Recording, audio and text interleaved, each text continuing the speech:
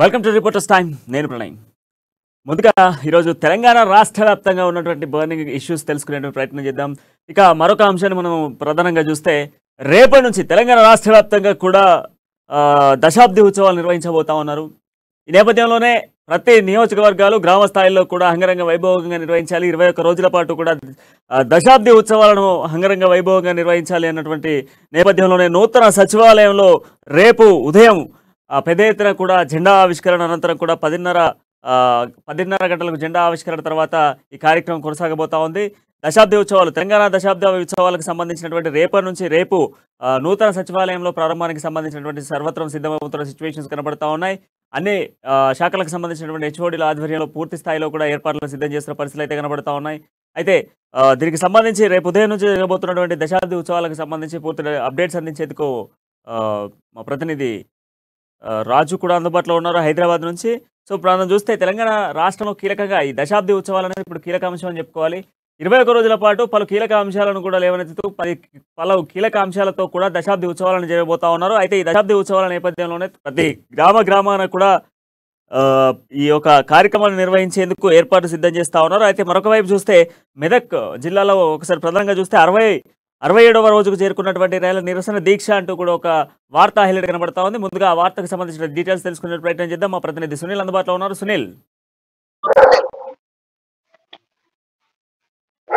జిల్లా రామాయంపేటను revenue division గా చేయాలని చెప్పి జేఏసీ ఆధ్వర్యంలో చేస్తున్న నిరసన దీక్షలు 67వ రోజుకు చేరుకున్నాయి. ఈ నేపథ్యంలో ఈ రోజు ఓయూ జేఏసీ నేతలు కూడా దీక్షా శిబిరాన్ని సందర్శించారు. మరోవైపు వారి మద్దతును కూడా తెలియజేసిన నేపథ్యం ఉంది. ఈ కార్యక్రమంలో ఓయూ చైర్మన్ కుర్మ శ్రీశైలం యాదవ్ కూడా పాల్గొన్నటువంటి పరిస్థితి ఉంది. అయితే తెలంగాణ రాష్ట్రం ఏర్పడ్డాక రామాయంపేట రెవెన్యూ డివిజన్ సాధిస్తామని చెప్పి కూడా చెప్పినటువంటి బీఆర్ఎస్ నేతలు ఇప్పుడు ఏమయ్యారని చెప్పి కూడా ఓయూ జేఏసీ నేతలు ప్రశ్నిస్తున్నటువంటి పరిస్థితి ఉంది. మరోవైపు గతంలో ఉమ్మడి ఏపీలో ఉన్నటువంటి రాష్ట్రంలో కూడా అసెంబ్లీ నియోజకవర్గంలో ఉన్నటువంటి రామాయంపేటను మెదక్ నియోజకవర్గం కేంద్రంగా మార్చి రామాయంపేటను కేవలం మండల కేంద్రంగా ఉంచడంతో అభివృద్ధికి దూరం అయిందని చెప్పి కూడా చెప్తున్నటువంటి పరిస్థితి ఉంది. మరోవైపు ఓయూ జేఏసీ నాయకుల మద్దతుతో పాటు పలు సంఘాల నేతలు కూడా ఈరోజు దీక్షా శిబిరాన్ని సందర్శించారు. దీక్షా శిబిరంతో పాటు వారు చేస్తున్నటువంటి కార్యక్రమానికి మద్దతు పలికారు. మరోవైపు వివిధ కుల సంఘాల నేతలు, కార్మిక సంఘాల నేతలు కూడా ఈ రోజు దీక్షా శిబిరాన్ని సందర్శించినటువంటి పరిస్థితి ఉంది. రాబోయే రోజుల్లో తమ ఉద్యమాన్ని ఉధృతం చేస్తామని చెప్పి కూడా తెలంగాణ జేఏసీగా ఏర్పడి ఏదైతే చేస్తున్నటువంటి రామాయంపేట రెవెన్యూ డివిజన్ సాధన సమితి నేతలు అయితే ప్రకటించిన నేపథ్యం ఉంది. ప్రణయ్, సునీల్, మరి ఫైనల్ గా అంటే వీరి యొక్క నిరసనకు సంబంధించి ఏమైనా ఫైనల్ డిసిజన్ తీసుకునేటువంటి అవకాశాలు ఉన్నాయా? అసలు అధికారులు ఏమంటా ఉన్నారు? గత 67 రోజుల నుంచి కూడా మరి నిరసన దీక్ష చేపడుతున్న నేపథ్యంలోనే ఏమంటున్నారు? అసలు దీక్షను చేస్తున్న నేపథ్యంలోనే ఓయూ జేఏసీకి సంబంధించినటువంటి విద్యార్థి నేతలు ఏమంటున్నారు? అయితే రాష్ట్ర ప్రభుత్వం ఇచ్చిన హామీ మేరకు ఖచ్చితంగా రెవెన్యూ డివిజన్ ఏర్పాటు చేయాలని చెప్పి కూడా చెప్తా ఉన్నారు. నియోజకవర్గ కేంద్రం తొలగించిన నేపథ్యంలో అభివృద్ధికి దూరంగా రామాయంపేట ఉన్న పరిస్థితి అని చెప్తా ఉన్నారు. స్థానిక ఎమ్మెల్యే కూడా రెవెన్యూ డివిజన్ కు సంబంధించి హామీ ఇచ్చారు. మంత్రి హరీష్ రావు దృష్టికి తీసుకెళ్లాము, సీఎం కేసీఆర్ దృష్టికి తీసుకెళ్లాము, త్వరలోనే రామాయంపేట రెవెన్యూ డివిజన్ గా మారుతుందని చెప్పినప్పటికీ స్థానిక ఎమ్మెల్యే ఇప్పటి వరకు కాకపోవడం ఏంటని చెప్పి కూడా ఓయూ జేఏసీ నేతలు ప్రశ్నిస్తున్నటువంటి పరిస్థితి ఉంది. రాబోయే ఎన్నికలకు సంబంధించి అయితే రామాయంపేట రెవెన్యూ డివిజన్ అయితే మెదక్ జిల్లా సంబంధించి లేదా మెదక్ నియోజకవర్గ కేంద్రంలో వీటికి సంబంధించినటువంటి జేఏసీ నేతలు పెద్ద ఎత్తున ఆందోళన చేస్తామని కూడా ప్రకటించారు. Right, thank you Sunil.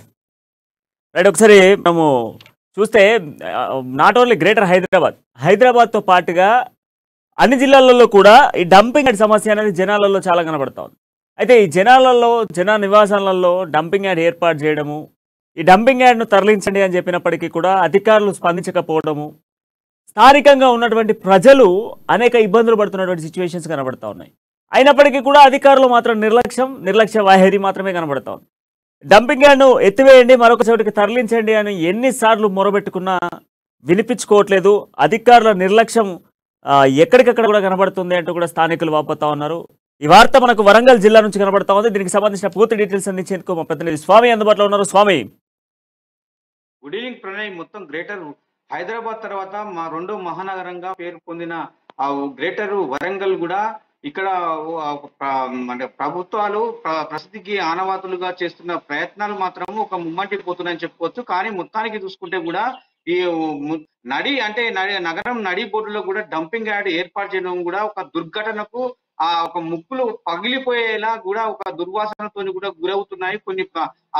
కొంతమంది మాత్రం అక్కడ ప్రాణాలు కూడా చిలగాటమాడుతున్నారు అని చెప్పి కూడా వాపోతున్న పరిస్థితి కూడా కనపడుతుంది. ఎక్కడో కాదు, మహానగరంలోని అటు ఇటు వరంగల్, కాజీపేట, హన్మకొండ నడిబొడ్డున అంబేద్కర్ భవనం వెనకాల ఒక డంపింగ్ యార్డ్ నిర్మించడం జరిగింది. దాని పక్కలే ఒక పౌష్టికాహారం పేద ప్రజలకు అందించవలసిన ఎఫ్సే గోధుమ కూడా నిర్మించడం జరిగింది. దాని వెనకాల కూడా మొత్తం ఒక డంపింగ్ యార్డ్ తో పాటు ఒక మురికి కాలువలను కూడా తీయడం జరిగింది. దాంట్లో మొత్తం ఆ మురికి కాలువలతో పాటు అంటే డంపింగ్ యార్డ్ ఎక్కడ లేదు చెత్త చెదారం తీసుకొచ్చి కూడా ఇక్కడ వేయడంతో కూడా చుట్టుపక్కల ప్రాంతంలో ఒక దుర్వాసన అంటే దుర్ఘటమైన వాసనతో కూడా కొన్ని ప్రాణాలు కూడా పోతున్నాయని చెప్తున్న పరిస్థితి కనపడుతుంది. మొత్తానికైతే స్థానికులు ఇటు పక్క ఒక పేరుకు గ్రేటర్ వరంగల్ అని పేరుకి చెప్తున్నారు తప్ప మీ ఇక్కడ చేసేది మాత్రం శూన్యమని చెప్తున్నా కూడా శూన్యమని చెప్తున్న పేద ప్రజలు ఇక్కడ మాత్రం అక్కడ విలవిలలాడిపోతున్నాయి. ఇటు పక్కన చూసుకుంటే బస్ స్టాండ్ సమీపంలో డబుల్ బెడ్రూమ్ వెనకాల కూడా ఒక పెద్ద మురికి కాలువ కూడా ఉంది. అక్కడ కూడా పెద్ద డంపింగ్ యార్డ్ అంటే మున్సిపల్ వాహనాలకు కూడా ఒక నిలయంగా మారింది. ఇక్కడ కూడా చెత్త చెదరాన్ని కూడా ఒక డంపింగ్ యార్డ్ ఒక నగరం అవతల సైడ్ ఇటు ములుగు రోడ్డు కావచ్చు, ఇటు సైడ్ మడికొండ సైడ్ కావచ్చు, ఇక్కడ డంపింగ్ యార్డ్ కేటాయించినప్పుడు కూడా అక్కడ తీసుకెళ్లకుండా కూడా నగరం నడి మధ్యలో ఒక ఎఫ్సై గోదాం వెనుక చెత్త చెదారాన్ని కూడా నగరం అంతా చెత్తని తీసుకొచ్చి పోయడంతో కూడా ప్రజలు మాత్రం అక్కడి నుంచి డంపింగ్ యార్డ్ ఎత్తివేయాలని చెప్పి కూడా ప్రజలు హెచ్చరిస్తున్న పరిస్థితి కనపడతా ఉంది, ఆవేదన వ్యక్తం చేస్తున్న పరిస్థితి కనపడతా ఉంది. ప్రణయ్, స్వామి, గతంలో చూసుకుంటే రాంపూర్లో కూడా కొంత ఈ డంపింగ్ యార్డ్ను ఎత్తివేయాలి అన్నటువంటి వర్షన్ను ప్రజల్లోకి తీసుకొచ్చారు. ప్రజలు కూడా ఆందోళన చేసినటువంటి సిచ్యువేషన్స్ ఉన్నాయి. అక్కడ ధర్నాలు చేసినటువంటి పరిస్థితులు అయితే ఉన్నాయి. అయితే హన్మకొండ టౌన్లో కూడా ఒక డంపింగ్ యార్డ్ గతంలో మనం చూసినట్లయితే దీనికి సంబంధించిన ఇష్యూను కూడా లేవనెత్తుతూ చాలా వరకు ఈ సమస్య ఫేస్ చేస్తూ ఉన్నాం. వర్షాలు పడితే ఆ డంపింగ్ యార్డ్లో ఉన్నటువంటి చెత్తతో కలిపినటువంటి మురికి రోడ్లపైకి వస్తుంది అన్నటువంటి వాదనను కూడా విన్నాం. మరి అయినప్పటికీ కూడా గ్రేటర్ వరంగల్కి సంబంధించి మేయర్ కానీ అక్కడ ఉన్నటువంటి స్థానికంగా ఉన్నటువంటి కార్పొరేటర్ వ్యవస్థలు వీళ్ళందరూ అధికారులు ఎందుకు స్పందించట్లేదు? ఎంతో మంది నివాసం ఉండి దాదాపుగా కూడా ఇప్పుడు మనం అనుకున్నట్టుగా గ్రేటర్ హైదరాబాద్ తర్వాత వరంగల్లో దాదాపుగా కూడా 10 లక్షల జనాభా నివసించేటువంటి అవకాశం, అంత జనాభా ఉన్నటువంటి ప్రాంతంలో ఉన్న సిటీ నడిబొడ్డున ఈ డంపింగ్ యార్డ్ ఇష్యూను రేజ్ చేస్తా ఉన్నప్పటికీ కూడా ఎందుకు అధికారులు నిర్లక్ష్యం వహిస్తా ఉన్నారు? అంతేకాకుండా స్థానిక ఎమ్మెల్యేలు ఎందుకు పట్టించుకోవట్లేదు? రైట్ ప్రణయ్, ఇది మన అర్బన్ డెవలప్మెంట్ అథారిటీస్ వాళ్ళు కూడా దీన్ని పెడచెవున అంటే ప్రజా సంఘాలు కావచ్చు, లేకపోతే సిపిఎం కమ్యూనిస్టులు కావచ్చు, చాలా సార్లు కూడా మెమోరాండాలు అంటే మేయర్ గుండు సుధారానికి కూడా చాలా సార్లు పలుమార్లు మొత్తుకున్నప్పటికీ కూడా అక్కడ డంపింగ్ యార్డ్ ఎత్తివేయడం లేదు. అక్కడ అంబేద్కర్ భవనం వెనకాల ఉన్న మురికి కాలువలు కావచ్చు, పక్కన డంపింగ్ భారీ ఎత్తున చేస్తున్న డంపింగ్ కంపు కూడా విలవిలలాడిపోతున్నారని చెప్పి కూడా స్థానిక ఎమ్మెల్యే వినయ్ భాస్కర్ కూడా పలుమార్లు చెప్పినప్పుడు కూడా ఆ డంపింగ్ యార్డ్ ను అక్కడి నుంచి తరలించలేకపోయారు. ఎందుకంటే ఇక్కడ ఈ నగరంలోని కూడా ఎక్కడ ఖాళీ ప్లేస్ లేదనే భావనతోని కూడా అక్కడ ఉంచడం జరుగుతుందని చెప్పి కూడా వాళ్ళు భావిస్తున్నట్టు నేపథ్యం కనపడతా ఉంది. కానీ మొత్తానికి చూసుకుంటే ఇక్కడ ఖాళీ ప్లేస్ లో కూడా ముంపు ప్రాంతాల్లో కూడా ఒక వాటర్ సోర్స్ ఉండే ప్రాంతాలను కూడా కబ్జకు గురైన ప్రాంతం కనపడతా ఉంది. మొత్తానికి ఇక్కడ కొన్ని డబుల్ బెడ్రూమ్లు అయితే నిర్మించారు. ఆ డబుల్ బెడ్రూమ్ పక్కన కూడా కంపు కొడుతున్న పరిస్థితి ఉంది.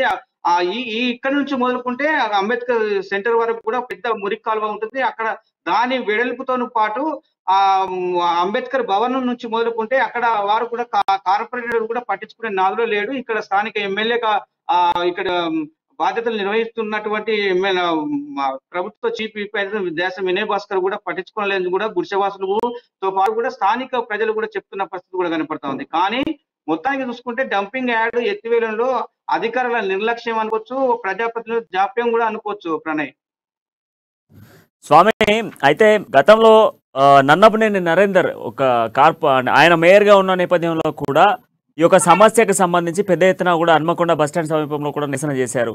అయితే దాదాపుగా కూడా ఏళ్ళు గడుస్తా ఉంది. అంటే సుమారుగా కూడా 5 సంవత్సరాలు గడుస్తున్నప్పటికీ కూడా స్థానికంగా ఉన్నటువంటి అంబేద్కర్ భవన్ వెనక ఆ చెత్త అంతా కూడా పేరుకపోవడము, సిటీలో ఉన్నటువంటి పలు ప్రాంతాల నుంచి కూడా ఈ ఒక చెత్తనంతా తీసుకొచ్చి అక్కడ ఒక డంప్ లాగా చేయడం, అక్కడ నుంచి తరలిస్తాము అని చెప్పేసి స్థిరావాసంగా కూడా డంపింగ్ అండ్ అక్కడనే ఫిక్స్ చేయడము.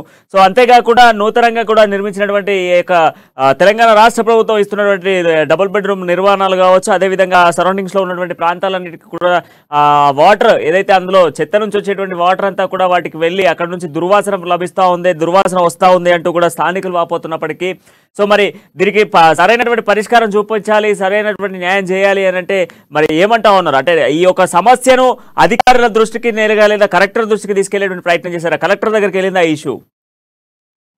గతంలో కమిషనర్ గా పనిచేసినటువంటి కూడా ఆ ప్రావీణ్యం ఇప్పుడు ప్రస్తుతం కలెక్టర్ గా విధులు నిర్వహిస్తున్న పరిస్థితి కనపడుతుంది. కానీ మొత్తానికి చూసుకుంటే కమిషనర్ గా ఉన్నప్పటికీ కూడా ఆ సమస్యల వలయంలో వరంగల్ మహానగరం కూరుకుపోయింది.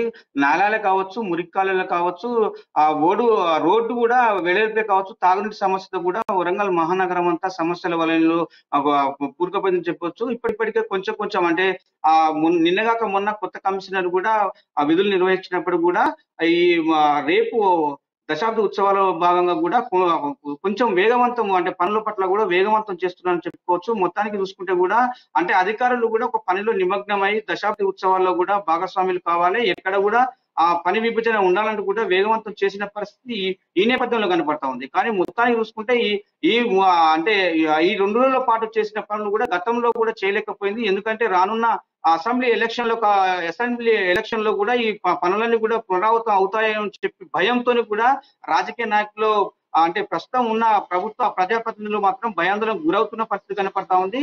ఎందుకంటే ఎక్కడ చూసినా గొంగడి అక్కడే లాగానే ఉంది అని చెప్పి కూడా మహానగరం అంతా సమస్యల వలయంతో కూడా Warangal greater municipal corporation commissioner గా విధులు నిర్వహిస్తున్న వారికి కూడా సమస్యల వలయంగానే మిగిలిందని చెప్పుకోవచ్చు. సమస్యలతో కూడుకున్న వినతి పత్రాలు కూడా నిన్నగాక మనం సమర్పించాలని చెప్పుకోవచ్చు. ఇవాళ కూడా చూసుకుంటే ఆ గ్రేటర్ వరంగల్ లో కూడా కార్పొరేటర్ పనులు లేక జీతాలు చెల్లించలేక వెహికల్ డ్రైవర్లకు ఆ మురికాలువలు అంటే చెత్త బుట్టలను తీసుకుపోయే డ్రైవర్లకు కూడా వేతనాలు చెల్లించలేక కూడా గ్రేటర్ వరంగల్ మున్సిపల్ కార్పొరేషన్ కూడా అక్కడ కిరోసిన్ పోసుకుని కూడా ఆత్మహత్య యత్నం కూడా చేసిందని చెప్పుకోవచ్చు. కానీ మొత్తాన్ని చూసుకుంటే ఇక్కడ గ్రేటర్ వరంగల్ నగరంలోని చెత్త చెదారంతో సమస్యల వలయంలో ఇరుక్కపోయిందని చెప్పుకోవచ్చు. Pranay, right, thank you Swami. Right, వరంగల్లో మాత్రం చెత్త పేరుకపోతున్నప్పటికీ కూడా అధికారుల నిర్లక్ష్యం స్పష్టంగా కనబడతా ఉంది అంటూ కూడా చెప్తున్నటువంటి పరిస్థితులు కనబడతా ఉన్నాయి. అయితే ఒక సాధారణంగా అందరూ ఏదైనా ఒక పరిస్థితుల మేర ఆసుపత్రికి వెళ్ళాల్సినటువంటి సిచ్యువేషన్స్ ఉంటాయి. సో ప్రభుత్వ ఆసుపత్రికి వెళ్ళొచ్చు, లేదా ఏదైనా ఒక జనరల్ ఆసుపత్రికి కూడా వెళ్ళొచ్చు. వెళ్ళినటువంటి నేపథ్యంలో అక్కడికి ఎందుకు వచ్చారు, దేనికోసం వచ్చారు అన్నటువంటి ఆలోచనలో ఒకసారి సిబ్బంది కూడా ఆలోచించారు. కానీ అలా ఆలోచించకుండా ఒక ఆసుపత్రిలో ఏకంగా చితకబాదనే మొదలుపెట్టారు. నాగర్ కర్నూలు జిల్లాలో జనరల్ ఆసుపత్రిలో దొంగతనానికి పాల్పడ్డాడు అన్నటువంటి అనుమానంతో ఒక వ్యక్తిని చితకబాదనే కాదు, కాళ్ళతో తొక్కి చిత్రావత చేసినటువంటి సిచ్యువేషన్స్ ఉన్నాయి. అంతేకాకుండా ఆ యొక్క బాధితుడు కాళ్ళపై పడి ఆయన ఆవేదన వ్యక్తం చేసినప్పటికీ కూడా వినకుండా ఆసుపత్రి సిబ్బంది చితకబాదారంటూ కూడా ఒక వార్త హైలైట్ కనబడతా ఉంది. దీనికి సంబంధించిన పూర్తి డీటెయిల్స్ అందించేందుకు మా ప్రతినిధి ప్రదీప్ అందుబాటులో ఉన్నారు. Pradeep, good evening Pranay. అయితే నాగర్ కర్నూలు జిల్లా ఆసుపత్రిలో అమానవీయ సంఘటన చోటు చేసుకుంది. అయితే ఆసుపత్రికి వచ్చిన ఒక బాధితుడిని దొంగతనం నెపంతో ఆసుపత్రి ముందున్న సెక్యూరిటీ తీవ్రంగా చితకబాదారు. అయితే కాళ్లతో తన్నుతూ కాళ్ల కింద వేసి తొక్కుతూ అతన్ని ఇష్టారీతిన కొట్టిన సంఘటన వెలుగులోకి వచ్చింది. అయితే గతంలో కూడా నాగర్ కర్నూలు జిల్లానే కాదు, ఉమ్మడి పాలమూరు జిల్లా వ్యాప్తంగా కూడా ఈ ఆసుపత్రుల సిబ్బందిపై కొంత ఆరోపణలు అయితే వస్తున్నాయి. ఎక్కడికక్కడ సిబ్బంది నిర్లక్ష్యం వహిస్తూ అంటే వచ్చే రోగుల పట్ల నిర్లక్ష్యం వహిస్తున్నారన్న ఆరోపణలు కూడా ఉన్నాయి. అయితే దీనిపై అధికారులు కానీ ఇటు సిబ్బంది కానీ ఎటువంటి చర్యలు తీసుకోకపోవడంతో ఇంకా వీళ్ళ విచ్చలవిడితనం పెరిగిపోయిందని చెప్పొచ్చు. అయితే ఈ నేపథ్యంలోనే బుధవారం జరిగిన ఒక సంఘటన జిల్లా వ్యాప్తంగానే కాదు, ఉమ్మడి జిల్లా వ్యాప్తంగా సంచలనం రేపిందని చెప్పొచ్చు. ఆసుపత్రికి వచ్చిన ఒక అమాయకుడిని పట్టుకొని దొంగతనం నేరం మోపి అతన్ని ఇష్టం వచ్చిన రీతిలో కాళ్ల కిందేసి తొక్కుతూ అతను కాళ్ల మీద పడి నేను కాదు నన్ను వదిలేయండి నేను వెళ్ళిపోతానంటుంటే కూడా అతన్ని పట్టుకొని చితకబాదిన సంఘటన హైలైట్ గా నిలిచింది. అయితే ఇది జిల్లా వ్యాప్తంగానే కాదు రాష్ట్ర వ్యాప్తంగా కూడా సంచలనం రేపింది. అయితే దీనిపై ఇప్పటి వరకు అధికారులు కానీ డిఎంహెచ్ఓ కానీ ఎటువంటి చర్యలు తీసుకోకపోవడం కూడా కొంత ఆగ్రహం వ్యక్తం చేస్తున్నటువంటి పరిస్థితి వచ్చింది. అయితే అక్కడే ఉన్న రోగు బంధువులు ఎవరైతే ఉన్నారో దీన్ని వీడియో తీసి సోషల్ మీడియాలో పెట్టడంతో జిల్లా వ్యాప్తంగా రాష్ట్ర వ్యాప్తంగా వైరల్ అయింది. ఈ నేపథ్యంలో ఈ వార్త మనకు కూడా కొంత మనకు కూడా రావడంతో కొంత మనం కూడా ఈ వ్యవహారంపై కొంత సమగ్ర విచారణ చేశాము. అయితే ఇది పూర్తిగా ఆసుపత్రి సిబ్బంది నిర్లక్ష్యంతోనే జరిగిందని, అతను అమాయకుడని అతన్ని వదిలి కూడా అక్కడున్న రోగి బంధువులు చెప్తున్నప్పటికీ ఆసుపత్రి సిబ్బంది పెడచెవిన పెట్టి ఇష్టం వచ్చిన రీతిలో కర్రలతో తరిగితూ తర్వాత కాళ్లతో తన్నుతూ అతని చిత్రవద చేశారు. దాదాపు అరగంట పాటు అతన్ని కొడుతూనే ఉండగా అతను కాళ్ల మీద పడ్డ విడవని పరిస్థితి నెలకొంది. ప్రణయ్. ప్రదీప్, అంతేకాకుండా ఇప్పుడు ప్రధానంగా ఇంకొక అంశం, గతంలో కూడా ఈ నాగర్ కర్నూలు లాంటి ప్రాంతాలలో ఈ హాస్పిటల్కి వచ్చేటువంటి వారికి సంబంధించి కొంత రోగులకు సంబంధించినటువంటి కుటుంబ సభ్యులు కావచ్చు లేదా వారికి సంబంధించినటువంటి బంధువులపై కూడా గతంలో కూడా ఇటువంటి అరాచకాలు జరిగిన సిచ్యువేషన్స్ ఉన్నాయి. సో ఇప్పుడు ఈ యొక్క ఇష్యూను కూడా బేస్ చేసుకుంటే అసలు ఆ బాధితుడు ఎక్కడి నుంచి వచ్చాడు, అసలు ఎందుకోసం ఆసుపత్రికి వచ్చాడు, ఏంటి అన్నటువంటి వివరాలు ఏమైనా బయటకు వచ్చాయి? అయితే నాగర్ కర్నూలు పట్టణానికి చెందిన వ్యక్తి, అతని వ్యక్తి పేరు మనకి ఇప్పటికీ బయటికి చెప్పినటువంటి పరిస్థితి. అతను భయపడుతూ వాళ్ళ కుటుంబ సభ్యులు భయపడుతున్నారు. అయితే ఈ నేపథ్యంలో కూడా మనం ఆ వ్యక్తి పేరు చెప్పవద్దంటూ కూడా మనం రిక్వెస్ట్ చేశారు.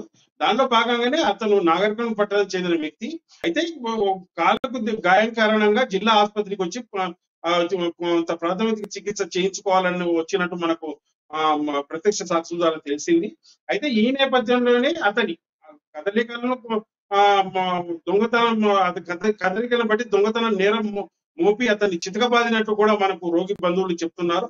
అయితే ఈ నేపథ్యంలో అతను తాను గాయం కారణంగా ఆసుపత్రికి వచ్చినట్టు, తనను విడిచిపెట్టాలంటూ, తను వెళ్ళిపోతానంటూ, తను దొంగతనం చేయలేదంటూ, దొంగతనానికి రాలేదంటూ కూడా ప్రాధాన్యపడిన సిబ్బంది కఠినంగా వివరించి అతని పట్ల తీవ్రంగా చితకబాదారని కూడా మనం వీడియోల ద్వారా చూడొచ్చు ప్రణయ్.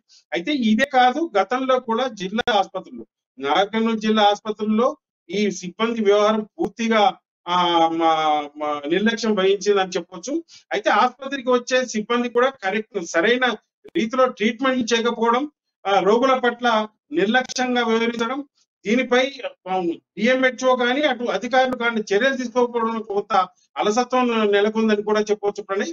అయితే ఈ నేపథ్యంలోనే నాగర్ కర్నూలు జిల్లాలో జరిగిన ఈ సంఘటనపై కూడా సర్వత్రా విమర్శలు వెల్లువెత్తున్నాయి. దీనిపై ఎవరైతే ఈ దారుణానికి పాల్పడ్డారో వాటిపై సస్పెన్షన్ వేటు వారిపై క్రిమినల్ కేసులు నమోదు చేయాలంటూ కూడా ప్రజలు వ్యక్తం చేస్తున్నారు.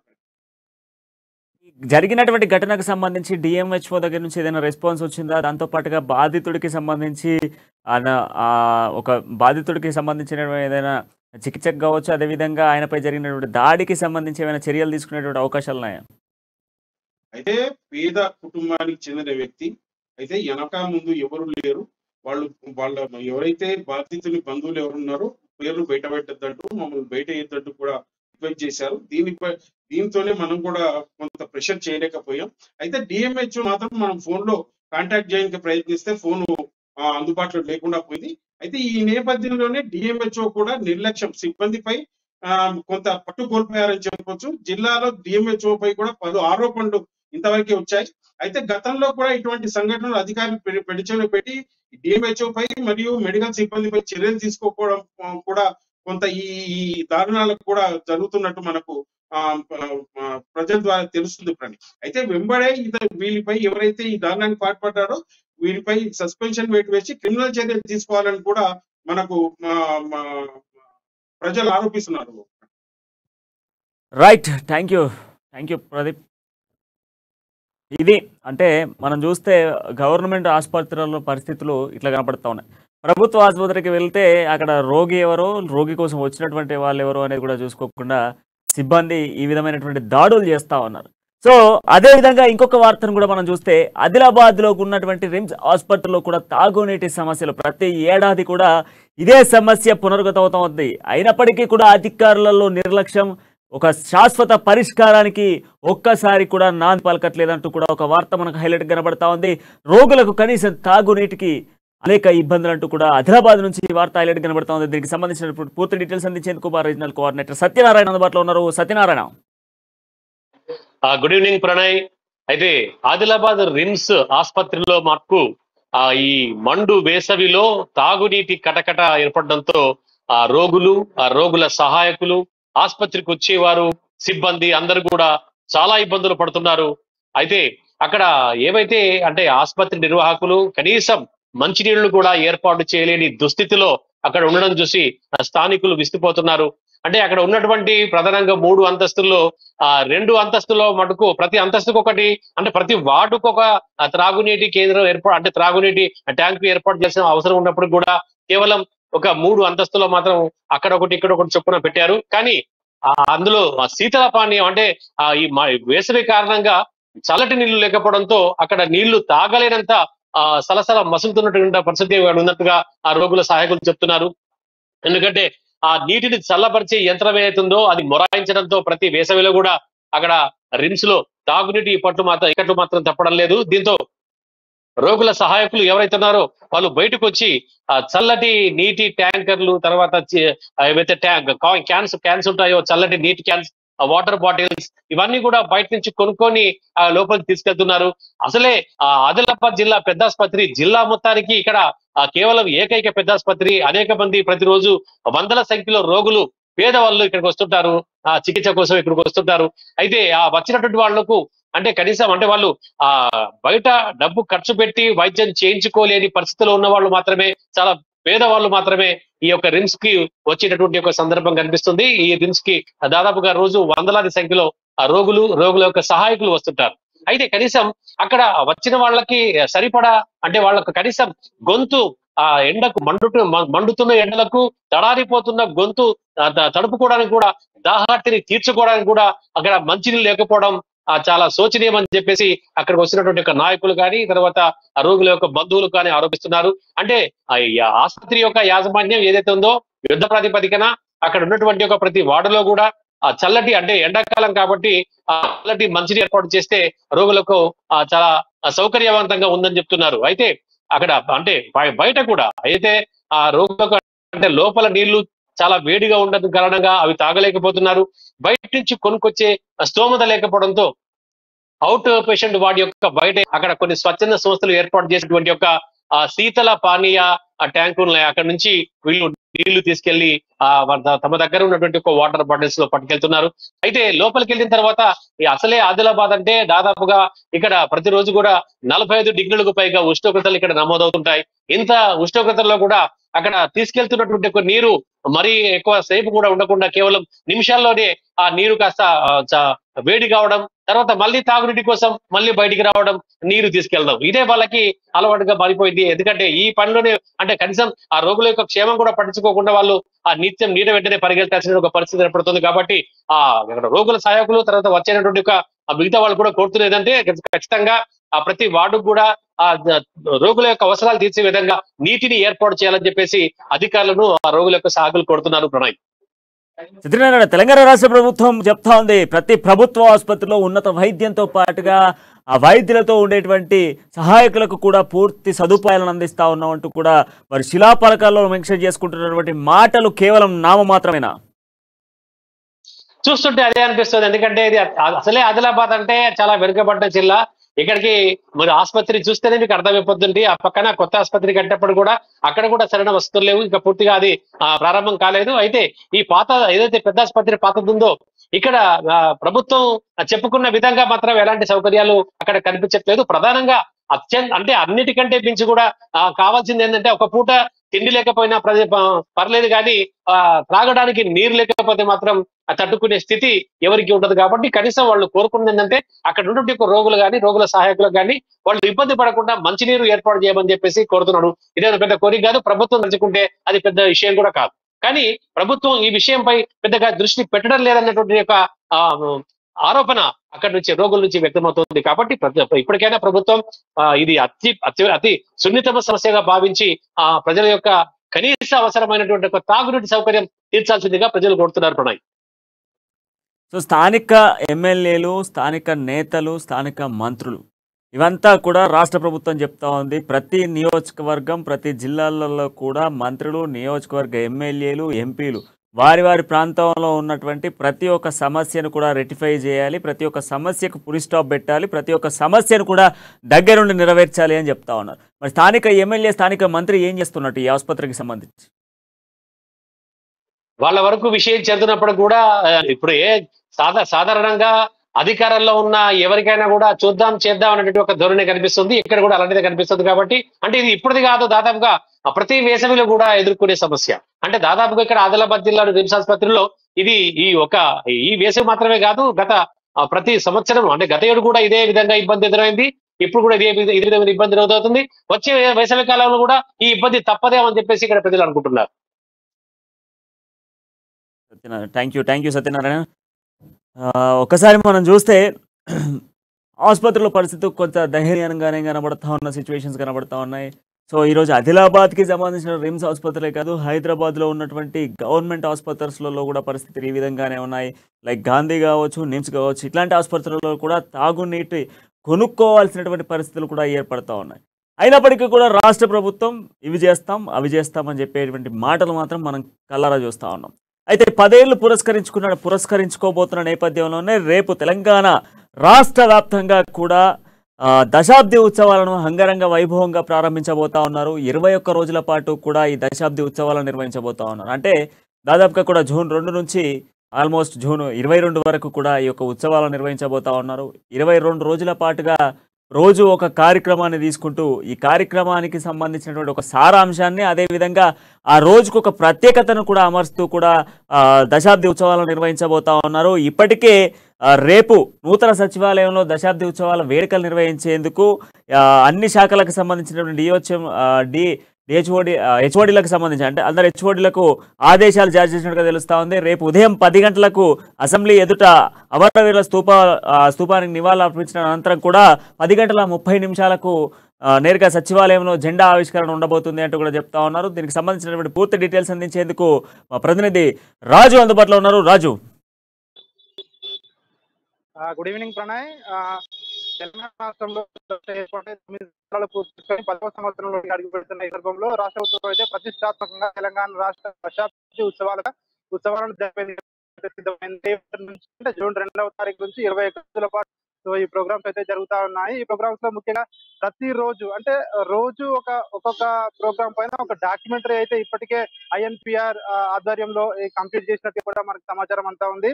అంటే రోజు ఒక ప్రభుత్వ సంక్షేమ కార్యక్రమాలు కానీ, అభివృద్ధి కార్యక్రమాలు కానీ, ఫర్ ఎగ్జాంపుల్ దళిత బంధు కానివ్వండి, లేదంటే రైతు బంధు కానివ్వండి, కళ్యాణ లక్ష్మి, షాదీ ముబారక్ ఇట్లాంటి పథకాలు రోజు ఒక్కొక్క దాంట్లో డాక్యుమెంటరీ విడుదల చేస్తాము. ప్రజల్లోకి తీసుకువెళ్లే విధంగా ప్రభుత్వం ఏం చేసింది, తెలంగాణ రాకముందు ఏ విధంగా ఉండేది, తెలంగాణ వచ్చిన తర్వాత ఏ విధంగా ఉండేది అనే దానిపై కూడా ప్రభుత్వ పెద్దలైతే దీనిపై ప్రతిష్టాత్మకంగా ఫోకస్ పెట్టినట్టుగా కూడా మనకు తెలుస్తా ఉంది. దీంతో పాటు రేపు సచివాలయంలో ముఖ్యమంత్రి కేసీఆర్ ఆధ్వర్యంలో ఈ వేడుకలు అయితే ప్రారంభిస్తా ఉన్నారు. రేపు ఉదయం 10 గంటలకు జన్పాలోని అమరవీరుల స్థూపం వద్ద 10 అమరులకు నివాళులు అర్పించిన అనంతరం సీఎం కేసీఆర్ నేరుగా సచివాలయానికి అయితే సచివాలయానికి చేరుకుంటారు. మనం ముందు నుంచి కేసీఆర్ కూడా వాస్తు పైన నమ్మకం ఉంది. ప్రత్యేకంగా పడమటి గేట్ వైపు నుంచి కూడా సచివాలయం చేరుకుంటా ఉంటారు. సో చేరుకున్న తర్వాత జెండా ఆవిష్కరణ ఉంటుంది.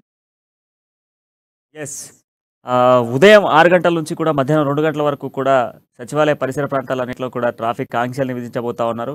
అంతేకాకుండా రేపు తెలంగాణ అమరవీరులకు దాదాపుగా కూడా 1200 అమరవీరులకు సంబంధించినటువంటి అమరవీరుల స్తూపాన్ని ఆవిష్కరించిన అనంతరం కూడా 10:30 గంటలకు జెండా ఆవిష్కరబోతా ఉంది. అయితే ఈ యొక్క తెలంగాణ దశాబ్ది ఉత్సవాలకు సంబంధించి పూర్తి స్థాయిలో ఏర్పాట్లను కూడా సిద్ధం చేయడం జరిగింది. జూన్ 2 నుంచి ఆల్మోస్ట్ జూన్ 22 వరకు ఈ యొక్క ఉత్సవాలు జరగబోతా ఉన్నాయి. ఈ ఉత్సవాల సందర్భంగా కూడా రేపు అమరవీరుల నివాళులు, అదేవిధంగా పతాక ఆవిష్కరణ ఉండబోతా ఉంది.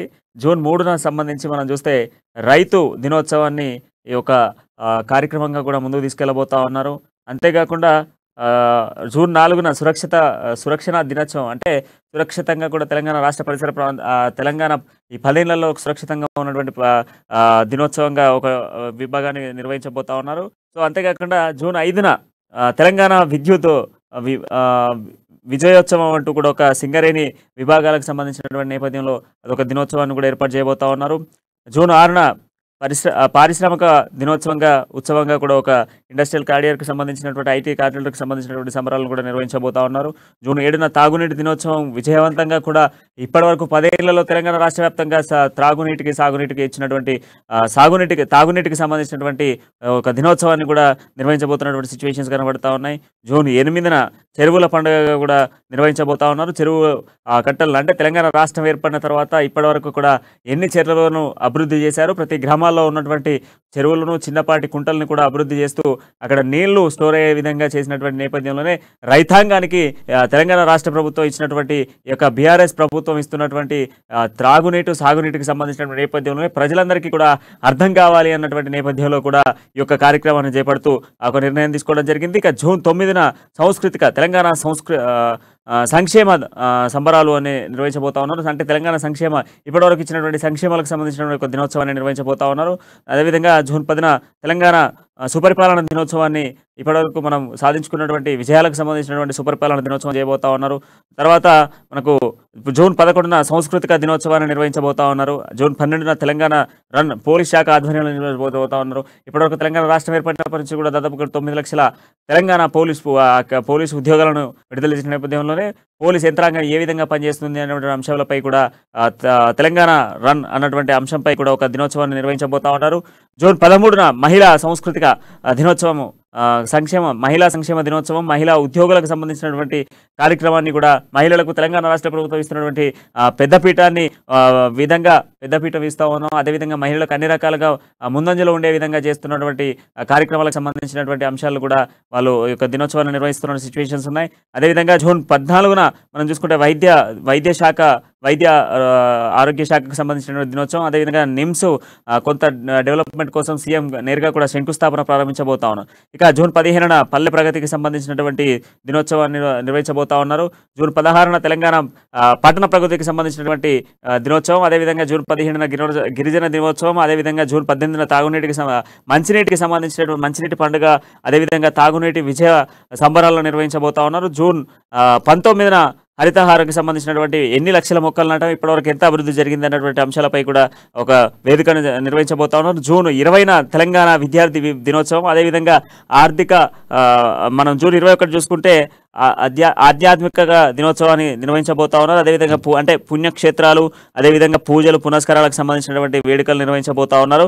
ఇక మనం చూస్తే చివరిగా కూడా 22న తెలంగాణ అమరవీరులకు సంబంధించినటువంటి ఒక దినోత్సవాన్ని నిర్వహించబోతున్నటువంటి సిచ్యువేషన్స్ కనబడతా ఉన్నాయి. ఇది 22 రోజుల పాటు, అంటే దాదాపు కూడా 21 రోజుల పాటు నుంచి 22 వరకు కూడా ఈ యొక్క కార్యక్రమాలు నిర్వహించబోతున్నటువంటి సిచ్యువేషన్స్ కనబడుతున్నాయి. రైట్, థ్యాంక్ యూ రాజు. ఇక ఇది మొత్తంగా తెలంగాణ రాష్ట్రం ఒక దశాబ్ది ఉత్సవాల నేపథ్యంలో పూర్తి స్థాయిలో కూడా 21 రోజుల పాటు కూడా నిర్వహించబోతున్నటువంటి దశాబ్ది ఉత్సవాలు. ఈ 10 ఏళ్లలో తెలంగాణలో సాధించింది ఎంత, అదేవిధంగా ఇచ్చినటువంటి సంక్షేమాలు, పథకాలు, మహిళలకు సంబంధించినటువంటి పెద్దపీఠం కావచ్చు, తాగునీటు, సాగునీటు, వ్యవసాయ రంగానికి సంబంధించినటువంటి సంక్షేమాలు కావచ్చు, ఇలా ప్రతి ఒక్క అంశాన్ని ఏమైతే 21 రోజుల పాటు కూడా తెలంగాణ రాష్ట్ర ప్రభుత్వం ఈ 10 ఏళ్లలో చేసినటువంటి అభివృద్ధిని ప్రజలకు వివరించడంతో పాటుగా ప్రతి ఒక్క ఎమ్మెల్యే, మంత్రి, ఎమ్మెల్సీ ప్రతి ఒక్కరు కూడా ప్రజలతో ఉండాలి, ప్రజలలో ఉండాలి. ప్రజలకు 21 రోజుల పాటు కూడా రాష్ట్ర ప్రభుత్వం ఇస్తున్నటువంటి ప్రతి ఒక్క అంశాన్ని చెప్పడమే లక్ష్యంగా, ఎజెండాగా కూడా ఈ యొక్క కార్యక్రమాన్ని చేపడుతూ తెలంగాణ దశాబ్ది ఉత్సవాల నిర్వహణ అంగరంగ వైభవంగా నిర్వహించేందుకు సర్వత్రా సర్వం సిద్ధమైపోతున్న సిచ్యువేషన్స్ అయితే కనబడుతున్నాయి. ఇది ఈ రోజు తెలంగాణ రాష్ట్ర వ్యాప్తంగా ఉన్నటువంటి heart of the issues. So మరొక రిపోర్టర్స్ టైంతో మళ్ళీ కలుద్దాం. అంటిల్ నేను చూస్తున్నాను అమా న్యూస్, జనం కోసం, నిజం కోసం.